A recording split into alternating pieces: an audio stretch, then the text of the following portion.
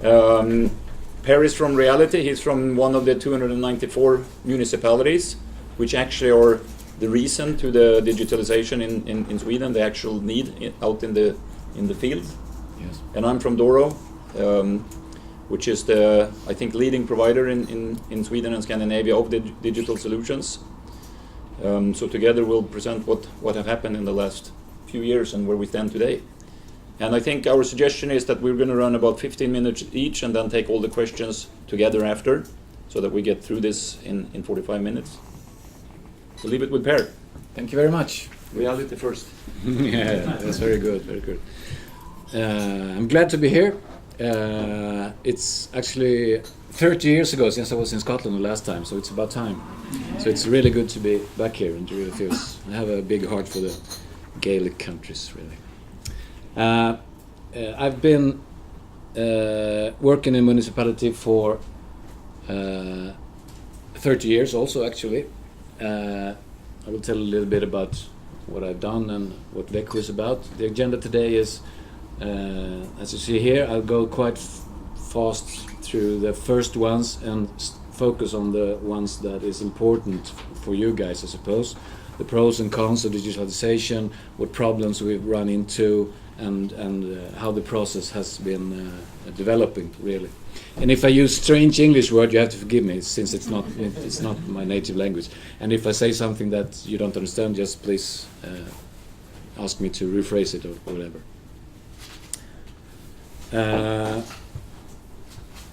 Yeah, I'll just jump right into it. Per Kindstrand, I've been working as an assistant nurse, really, for the most part, for 30 years, in the home care service, in the city and in the rural areas as well.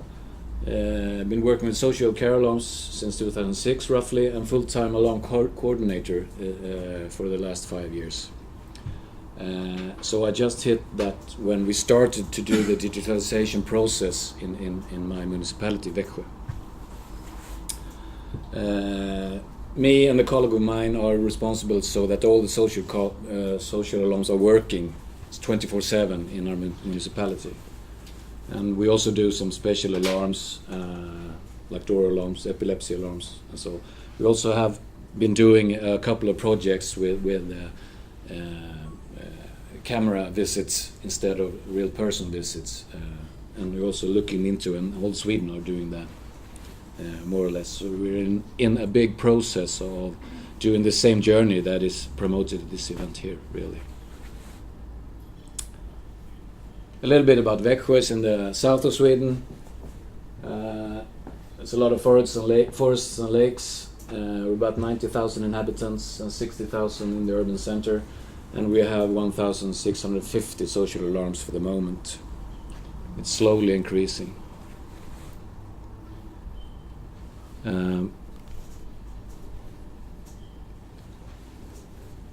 It's organized so in our municipality that there is about 20 home care service groups. 2 of them are private companies, but 18 is public. And each group go out to people's homes and assist them in different ways. And also a lot of those people, elderly people, has a social care alarm. So there's a small group of people in each home care group that are more is responsible for them to function. So we call them alarm managers. So the alarm manager's task is to install the alarm and to remove the alarm, and also to manage the key safekeeping. We have a mechanical metal box on the door normally to make easy access for the personnel 24/7. And they also do the function control, just checking the website in the morning to see if there's any alarms that has been plugged out to electricity or something like that. And my task is to just overview the whole thing, to register the alarms at the alarm receiving center, also to register the server in the municipality broadband network, which I will come to, and the service, the warehousing, and the problems that obviously always occurs and has occurred. and also try to make solutions if there's special needs for special alarms. We try to solve this. So our journey really started in 2008, roughly. We all had analog alarms over the POTS, old telephone service. But around that time, more and more new built houses didn't have POTS in it, only fiber in the houses. So suddenly we came there with our analog alarm, and we didn't know how to make it function. Also, some elderly people started to use mobile phones instead of the traditional phone. And the state-owned telephone company, Telia, started to replace the old POTS with digital solutions at bits and pieces over the net.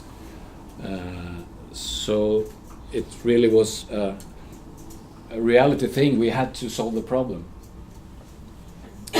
Most of the other municipalities started to use different kinds of GSM alarms or adapters to make the signal go over GSM instead.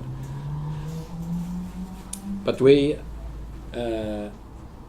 one of our suppliers at the time, which was Group NEAT actually, came to us to develop an IP alarm. So we started out with testing a pure IP alarm as early as 2008 or 2009, I think.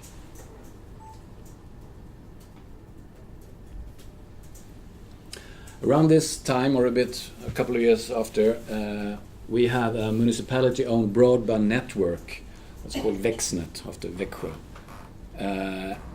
And they reach now about 22,000 households in the region.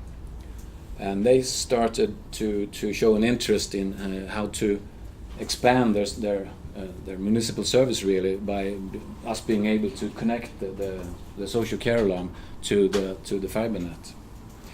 And that was really fast and easy solution that made the alarms work very smoothly. So we started up in a small scale, and it worked very fine.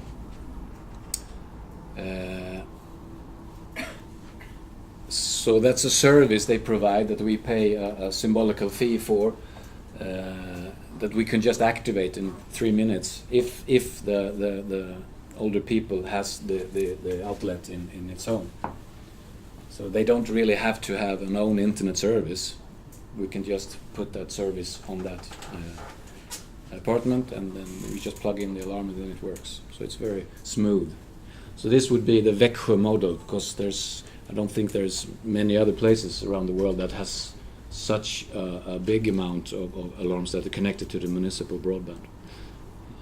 We don't use the person's own internet, but we tend to try to make it has its own channel in the broadband network. So that makes it even more reliable. In 2011 we did a new procurement, and then for the machines, CareTech won that procurement, so we started directly to exchange 350 alarms to digital.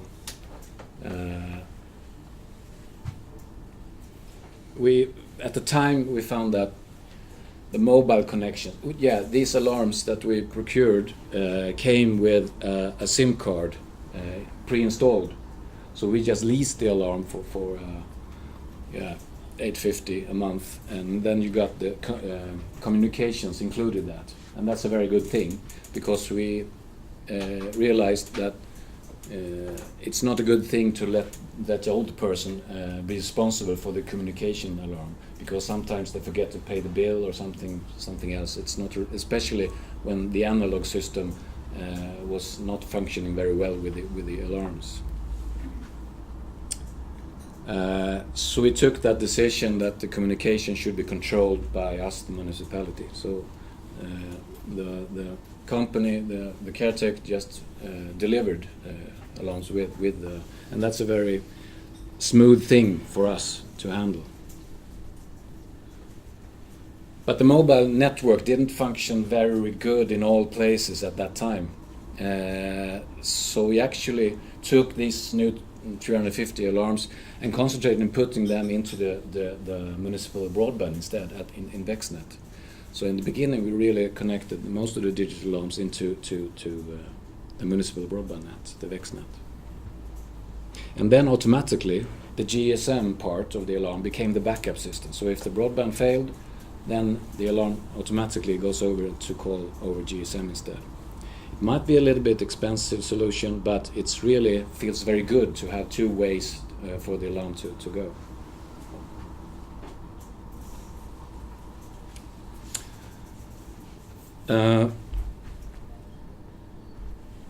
Pros and cons of the digital alarms. The pros is, of course, you have a real-time functionality check. You can see directly if it's working or not, or if there's some issue with the alarm. You have a website, I'll show you to it shortly, where you can check that. You can also reprogram and upgrade the alarm remotely.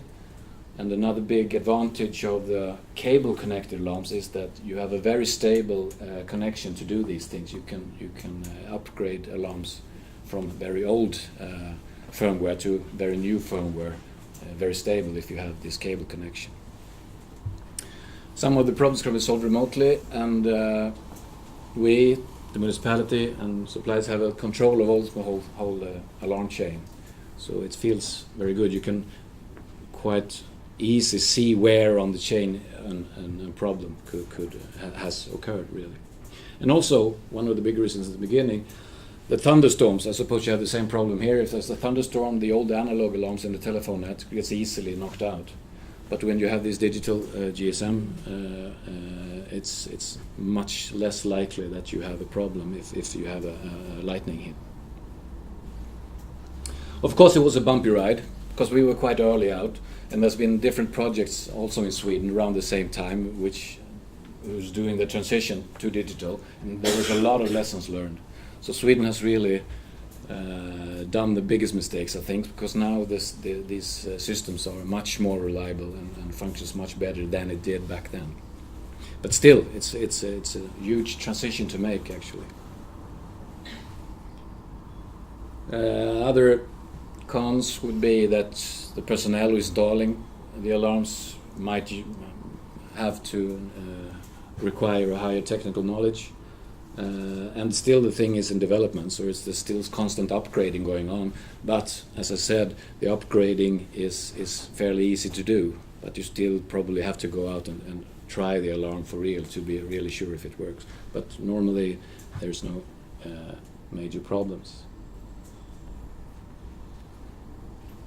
Another thing that is important is that the alarms need to have a language so that the alarm can speak easy with the alarm receiving center, even though you have different companies or suppliers along the chain.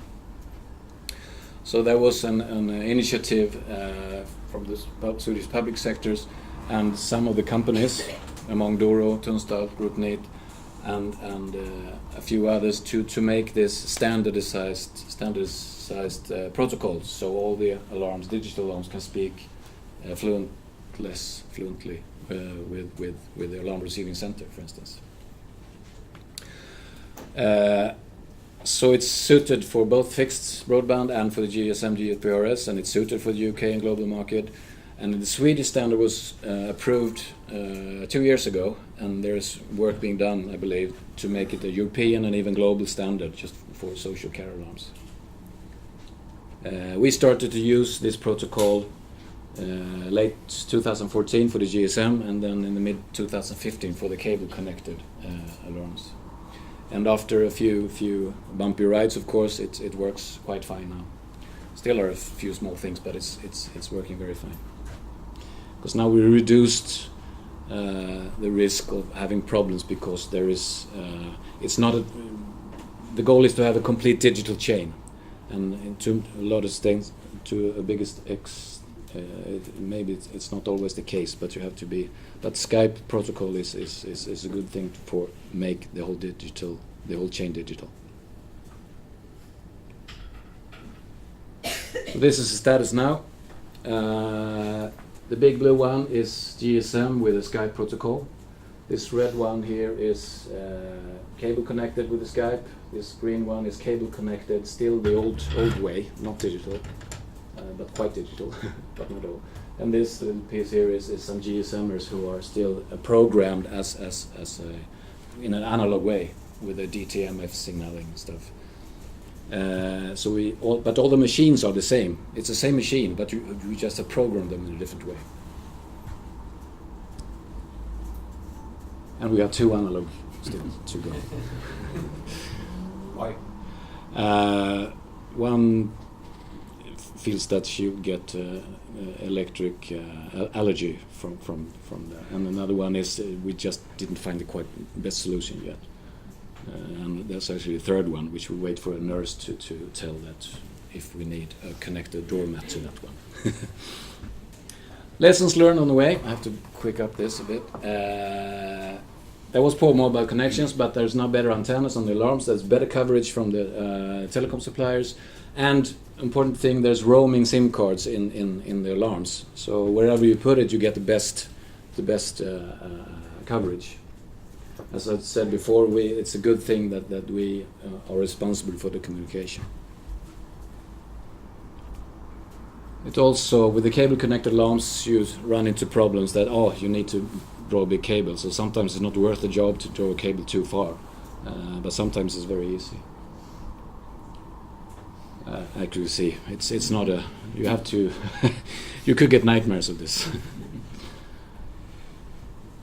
Monitoring is the key issue for one of the big. One of the big advantages of this. The Doro CAT-TEC solution is called iCare Online, and you can easily see if an alarm has lost connection. The most common thing is that someone managed to pull out the plug. The alarm still runs for 24 hours or even up to a week with the new ones. But there could also be other problems. And you see it instantly. You can also get a push or email to say that now there's something wrong with this alarm. It's easy to program, to reprogram, check the status, to upgrade, and you can also get logging out of the alarms from here. You can even do it from your phone. Smartphone. I can be anywhere. I can stand here right now and reprogram an alarm in Sweden.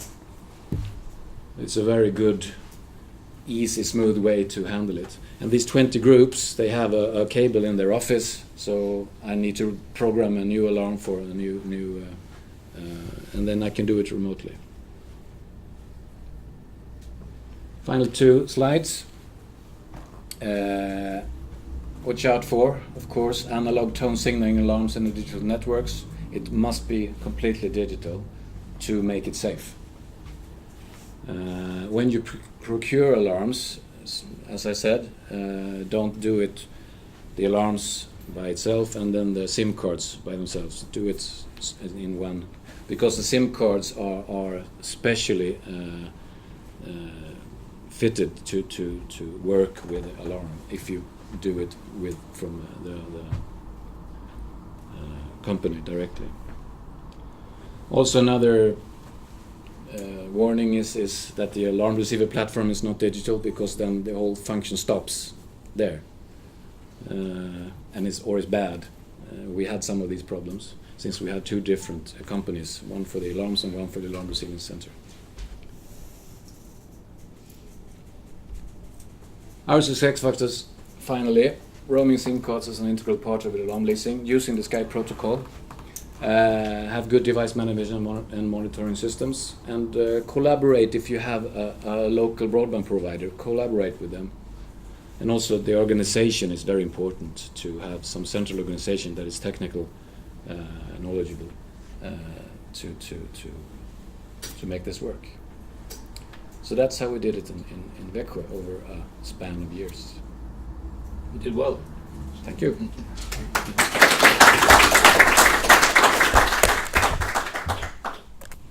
So I'm going to speak about the same thing, but from maybe in Sweden we have 294 municipalities, and I'm one of the vendors, and we've been involved in the process to actually the centralized procurement process that was set up in Sweden. So it may be a little more umbrella perspective on the same thing, but obviously this is where the need is. This is where reality meets ideas. So it's very good to be able to share them both ways. Just very quickly first, I'm from representing a company called Doro, and Doro is a world leader in mobiles for seniors, really. Delivers about 2.5 million mobiles per year that are adapted for seniors, and we believe strongly that this type of home care with fixed units will evolve towards mobile solutions over time. And we believe we are now in a home with CareTech that is really, really interesting for the next step of this, where everything will be connected, whether you're home, whether you're away, and so forth. Doro Care, the subsidiary I'm CEO of, is the specialized arm for the care sector. Typically, we say that our target group is 85 plus. We have over 100,000 delivered digital care phones today, and over 120,000 connected to our 2 alarm centers, or 3, one is backup. And we take over 35,000 calls per day, which means about 1 million calls per month from these units, and I'll explain a little bit why. We'll try to keep this in a high pace since we have quite short time here. The bigger challenge, the bigger picture, is that there are more elderly and older, more active, and we will be less providing. You know all these curves that we've seen in all these presentations all the time, and they're a fact. And what you don't always think about, but I guess you guys do since you're part of this, is that we also will be fewer people providing for more active elderly, which creates a lot of needs in the care system. And as a background to the way it's done in Scandinavia, more or less, or very much in Sweden, in Växjö, very few people go away today to an assisted living or nursing home or something like this. Through technology and solutions organization in care, most people stay at home a lot longer, but also people are healthier longer. That creates a bigger need on the technology and how the technology can work and what features we have in it. And in most cases, it is the most attractive elderly care way, if you can stay at home longer and you have good support and good care. So one of the reasons we have so many calls to our alarm centers is exactly this. In Sweden, most of the assisted livings has moved home. So Växjö has a lot more field nurses, or field aides rather, because they're not only doing nurse job, they do anything. They help you with groceries, they help you to just live at home when you have that need. Which also means that this button we hand out, it's basically a service button. People call us for anything and nothing. And that's part of what the idea is. We never say, do not call more. We always say, call again, please. Call us anytime. If you're worried, if you need to talk, if you need to buy some groceries, if your son is coming over for dinner and you need help, if you need to go to the restroom. Of course, sometimes it puts a lot of strain on the support system, but the idea is stay at home longer and it will be better for everyone. Idea.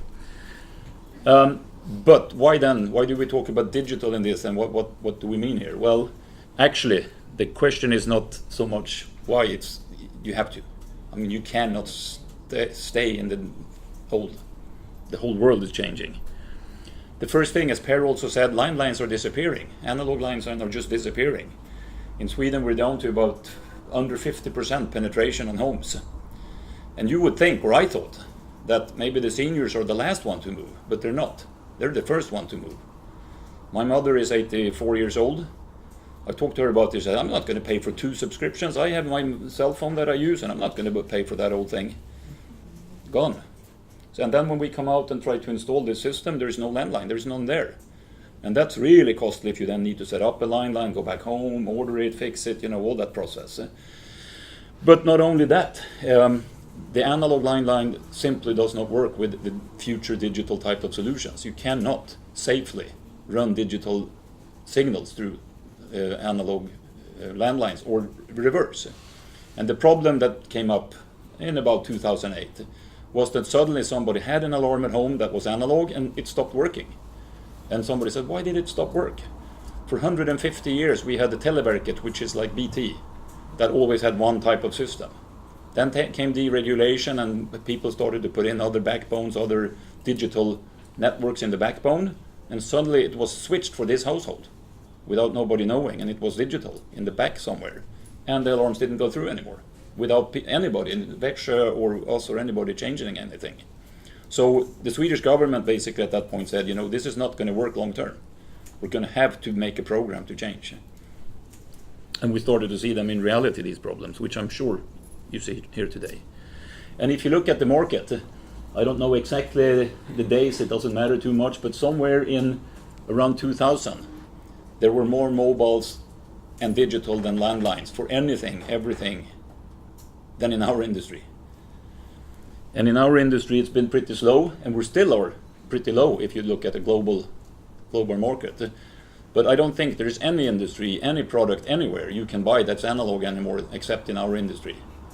And that's well, ridiculous, basically. And we clearly foresee what's happening here in Scotland, what happened in Sweden. Everywhere we go today, everybody's looking at it saying, we need to fix this. So it will just happen. But on top of that, you have these trends that are obvious, that was talked about already. There are so many more things that you can add.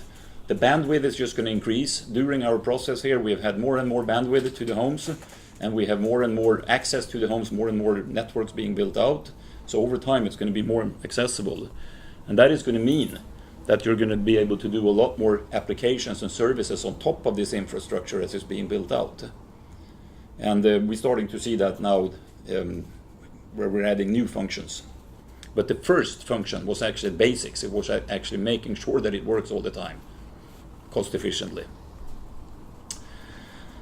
And digital network is not an analog device with a digital interface. It's not. And the typical error in most industries when you have a technology shift is people think that you do something like that. And a lot of the vendors out there started to do just that. They took their system they had, put on a digital front end and said, now it's digital. But it's not. It's just communicating digital to a part. Because in a digital environment, if you really should make it work well, it is a complete system. You have this supervision and management system we call our iCare Online. It means that devices are always online. We always talk to them. We have 100,000 units out now in Sweden that we always communicate with. We see that they're online. We see if they have battery problems, that the buttons work. We can talk to them and set them offline or online. They're always online. While in an analog system, they're disconnected. You don't know if they're there. You cannot reach them. You have managed communication. In the old analog, there are discrete components, so you don't know if the whole chain is working. In best case, you have test alarms once in a while, maybe daily or something. But that just tests the system right then. And what Per was talking about with the SIM card integrated is that a SIM card is just a device that makes your product communicate over the network in a certain way. So it's just a profile. And the profiles for these digitals are quite different than your regular cell phone. So the way it's set up in the system is with some management functions and surveillance functions that tells us all the time if it's okay, if it needs to reroute another way. And also, as Per is saying, we are today using only roaming SIM cards, which means it's like a 112 call that as long as there's any network, we will get on it. While in the analog network, it's not a system. You have disconnected devices. They're not connected to the network. You don't have a supervision or management system. It's disconnected, so you cannot talk to the units. You cannot see if they're online. We know from statistics in Sweden that constantly from an installed base, an average of 10 to 20% of the devices are supposed to not be installed because somebody's traveling away, somebody's going to the hospital, they're moving. And that is a mess if you constantly have 10 to 20, but they're different, and you're trying to keep up with which ones should be online, which should not be online. But if they're always online all the time and you can instantly see, it becomes a natural thing if you have the organization right, like Växjö, where you constantly work with this and say, this one is offline, but it should be offline, so it's not a problem. This one, however, that's offline, that's a problem. If that person now has an injury or something, we will not know. So that management of knowing all the time, in real time, if they're online, offline, if batteries are okay and everything is critical for a good working system. And then of course you don't have managed communication, you simply have a different communication that may or may not work just this minute, while in the digital environment it's all connected all the way. You see all the time that signals are going through, even if you're not using the product, which means that the reliability and safety is extremely much higher. So, summary of what I tried to say. The first thing was actually that we need a safe solution. We need to make sure that it always works, while the old analog system simply doesn't do that, and especially not when the infrastructure is changing. And the other thing is heartbeat supervision, minute-based monitoring of each unit all the time, making sure that batteries and everything are okay all the time. One of the questions I have been asked from some television program in Sweden, where they said, but my grandmother has an analog line and it works. Why should I not just use it? And the only good answer I have that really points it out a bit, I think, is that you can buy a car from 1960s also today and drive it. It works, but it doesn't have ABS brakes. It doesn't have, it doesn't have the things that we expect. So of course they work, but not safely, not all the time, not for critical mission. If we were talking about buildings, safety of buildings, nobody that has the investment in that building would put in an analog supervision alarm, but we do it for the elderly. It's crazy. Efficiency. We tend to think, and most of the alarms today are only mobile. Most of the mobile networks are being built out better today. We have better antenna systems, we have roaming SIM cards, and the efficiency is really highest if you have a device that is totally turnkey. You basically put it out, everything is there, it works. Because then you don't have none of the cables, none of the settings, everything is there. I agree with Per on the backup system for the broadband can be very good and can be an extra safety, but we believe that the future is absolutely digital and wireless. You just go there, you put it wherever, no hassle. Very efficient. In a window. In a window. Best in the window. We have seen so many cases with broadband issues where it comes to the practicalities, where the outlet is in the wrong place, and the municipality may say, no, it's just that because it's safe. And when you come home to the user, they would say, absolutely, but not there. I don't want it there. Well, that's where the outlet is. No. So then we need to pull a cable if you want. No cables in my home. Okay, how do we fix this? But totally wireless, you just put it there, electrical outlet, turn it on, and it works. So if from an efficiency standpoint, and the wireless networks are being improved all the time. There are also better solutions with the SIM cards, as I said. There are better solutions with added antennas you can put out if really signal strengths are needed. I cannot envision that Scotland has more places than Sweden of rurality. We have a big country of nowhere.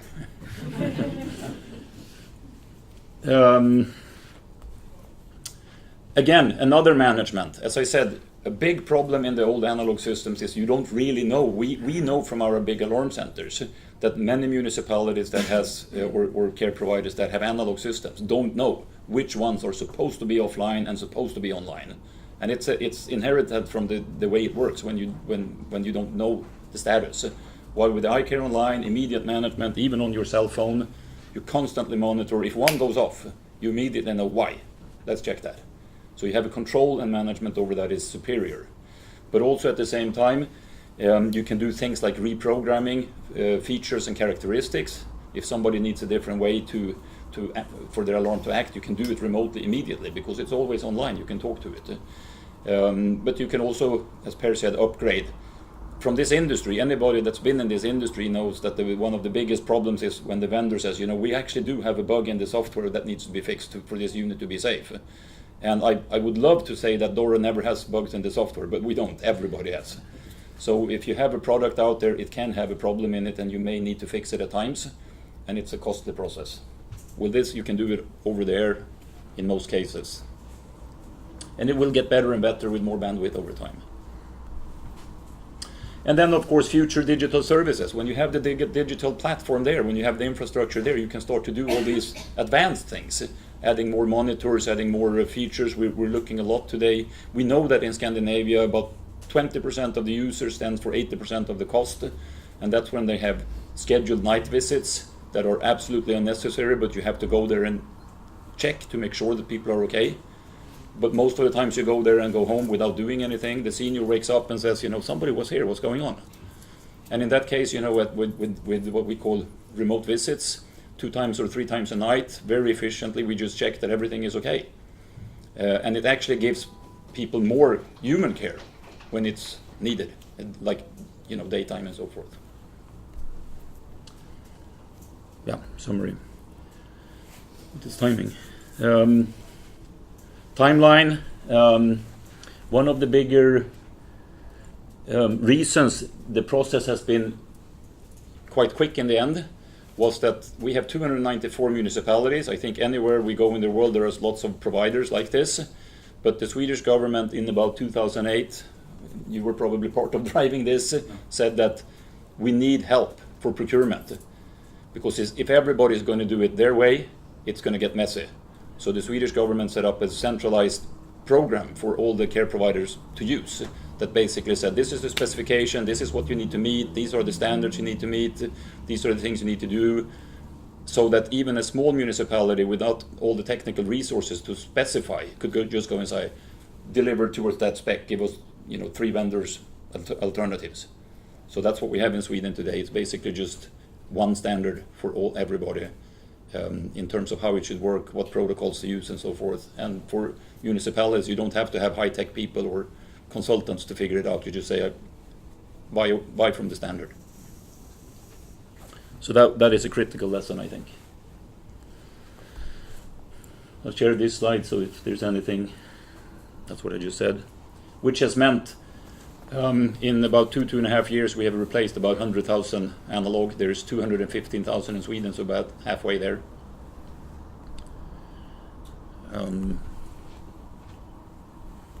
Yeah, I think this one is basically just a summary of what we just said, but I wanted to get to questions.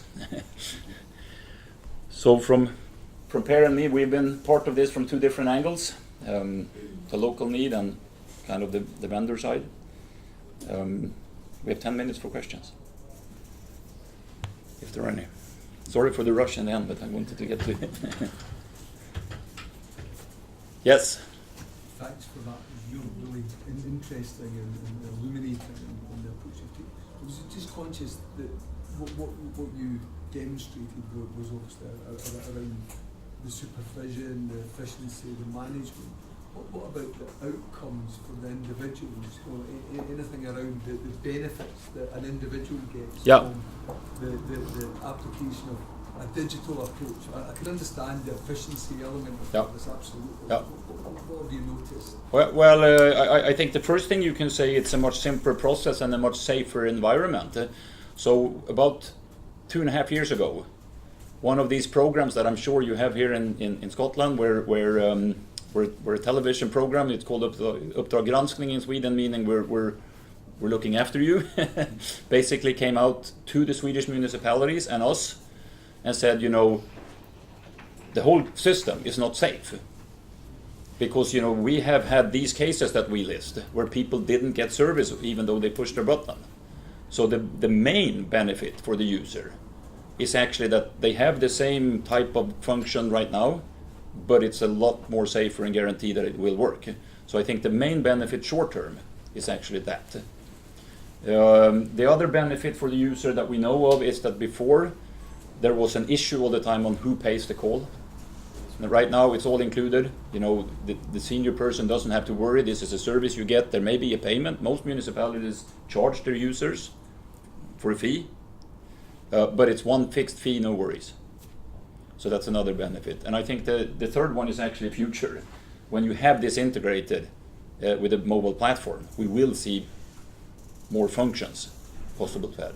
And I guess ultimately it's also that we're driving a way for people to be able to stay home and get better quality care long term. But I guess you don't see that day to day if you're a senior user, but over time. Yeah. it really provides the same type of function that we had before, but in a better way. So. I suppose my follow-on would be, therefore you've not explored some of perhaps the more health-oriented applications as yet. No. Managing a condition. No, we haven't. No. But you guys in the municipalities do that all the time in different ways. You mean, yeah, the digital health apps, for instance, I suppose. Type of things, yeah. Yeah, it's coming, I think. I'm a bit unsure of what the need is. It's more in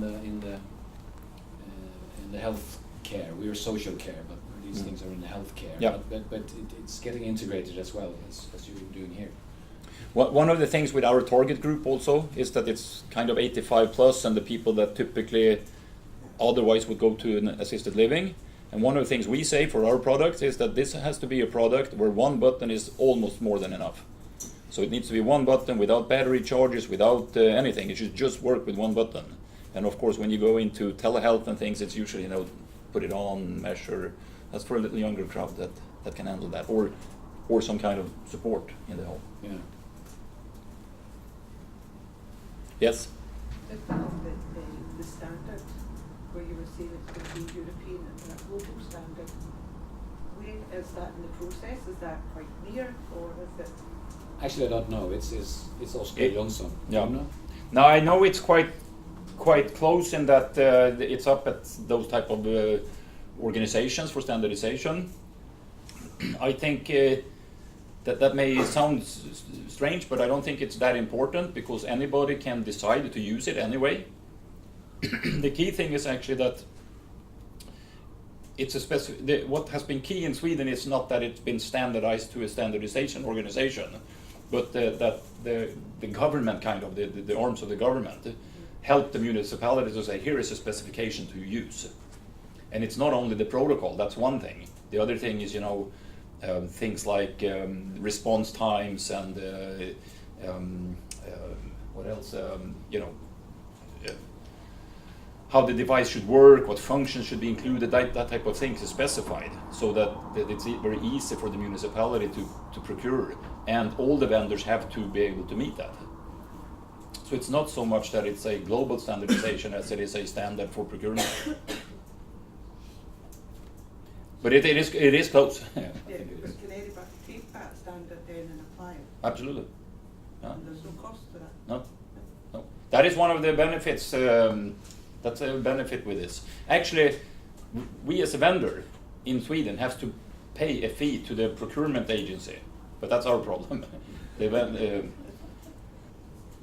But that's just because they have some people working in it that needs to be paid, you know. But the drive with this is to say that it shouldn't be up to the vendors to compete by saying, you know, our standard is a little better. So if you take us, you're locked with us, but it's better. So now we just are the same, the three of us. There are three approved vendors. And we're just the same, you know. If you want to go with that one or that one, it should work. And is the cost of leasing the equipment, is that the same across Sweden for every? No, it's up to the procurement between the vendor and each municipality, because it has to do with length of contract, it has to do with number of units, you know, that. So that but it is about the same. Mm-hmm. And it's not only leasing the equipment; it's basically a full service package: equipment, SIM card, communication, iCare online management, and even alarm receiving center most of the time. Some municipalities do their own. As I said, we have 85,000 connections to our alarm receiving center, and without having an object or saying that one is better way than the other, it is a lot more cost efficient to do more than small. The cost is lower when you have a larger center, for sure. With your move from analog to digital, you've sort of focused on dispersed alarms. What did you do with the grouped housing, which here would have a shared alarm for 5, 10, 20, 30 flats? Like in an assisted living type environment, yes. Yeah. Most of those are internal systems that are the main ones being sold in Sweden today are digital. Okay. But it's not a standard in the same way. No, it's a bit behind actually. But maybe sometimes you could use the same things if you're living in your own house or if you're living in house living. we're not yet there yet. But everybody's going digital as well there. No. But there's a lot of old as in Scotland as well, a lot of old stuff My, around. my company also, we have decided to only focus on the independent living sector, and that the main reason is that it's quite different the way you handle them, because the assisted living type environments are often more like consultant projects where it's about cable wiring and setting it up for apartments, and like it's like a building process, while this is a little more packaged, Yeah, you know. So there, we don't do that in my company. And the Swedish market is probably 85% independent living today. The whole drive is towards that. As everywhere, I suppose. At I least think the in West. most cases, in most countries, yeah.